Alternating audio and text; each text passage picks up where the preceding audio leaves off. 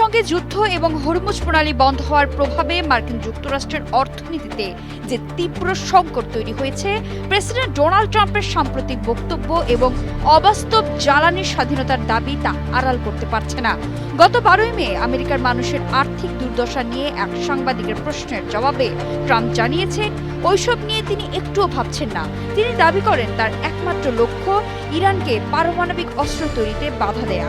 অথচ একই দিন প্রকাশিত তথ্যে দেখা যায়, জ্বালানির আকাশ ছোঁয়া দামের কারণে এপ্রিলে মার্কিন মুদ্রাস্ফীতি বার্ষিক 3.8% ঠেকেছে, যা গত 3 বছরের মধ্যে সর্বোচ্চ। ট্রাম্প দাবি করেছেন, জ্বালানি খাতে মার্কিন যুক্তরাষ্ট্র এখন সম্পূর্ণ স্বাধীন এবং মধ্যপ্রাচ্যের তেলের ওপর নির্ভরশীল নয়।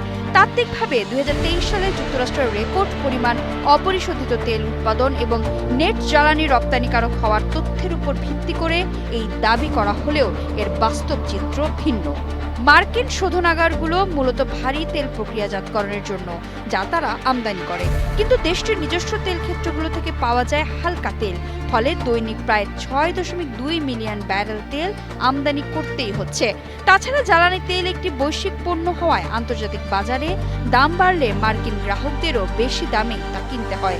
মে মাসের মাঝামাঝি সময়ে যুক্তরাষ্ট্রের প্রতি গ্যালন পেট্রোলের দাম $4.50 পৌঁছায়। এই জ্বালানি সংকটের ধাক্কা দ্রুত মার্কিন বন্ড এবং আবাসন বাজারে ছড়িয়ে পড়েছে। মূল্যস্ফীতি রুখতে বিনিয়োগকারীরা ট্রেজারি বন্ডে উচ্চ মুনাফা দাবি করছেন।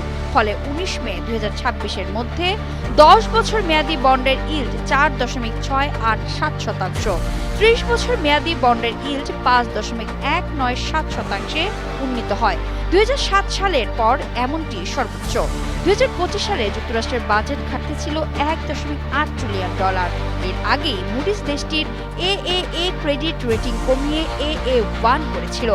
বন্ডের ইল্ড বাড়ার ফলে সরকারের ঋণ প্রতিশোধের বার্ষিক খরচ আরও $250 বিলিয়ন বেড়ে গেছে, যা ঘাটতিকে আরও ঝুঁকিপূর্ণ চক্রে ফেলছে। সাধারণ মানুষের জন্য 30 বছর মেয়াদী স্থায়ী বন্ধকি ঋণের হার বেড়ে 6.34% ছাড়িয়েছে। এই পরিস্থিতি আবাসন খাতকে স্থবির করে দিচ্ছে। সংক্ষেপে বলতে গেলে জ্বালানির মূল্য বৃদ্ধি ডেকে আনছে উচ্চ মূল্যস্ফীতি। এতে বন্ডের ইল্ড বৃদ্ধি পাচ্ছে, ফলে সরকারের ঋণের বোঝা বাড়ে, উচ্চ বন্ধকি হার দেখা দেয়। এই পরিস্থিতি মার্কিন ফেডারেল রিজার্ভকে গভীর সংকটে ফেলেছে। একদিকে ট্রাম্পের তীব্র রাজনৈতিক চাপ, অন্যদিকে মূল্যস্ফীতি ও ধীর অর্থনৈতিক প্রবৃদ্ধি। এই দুয়ের মাঝে পড়ে সুদের হার কমানো বা বাড়ানো কোনোটিই করতে পারছে না ফেড।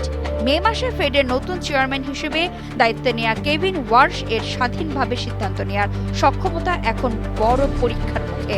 মূলত হরমুজ প্রণালীর ধাক্কা যুক্তরাষ্ট্রের দীর্ঘদিনের কাঠামোগত দুর্বলতাগুলোকে একসঙ্গে উস্কে দিয়েছে। এই পরিস্থিতি ট্রাম্পের দাবি করা তথাকথিত সহনশীল অর্থনীতির সীমাবদ্ধতাকে প্রমাণ করে।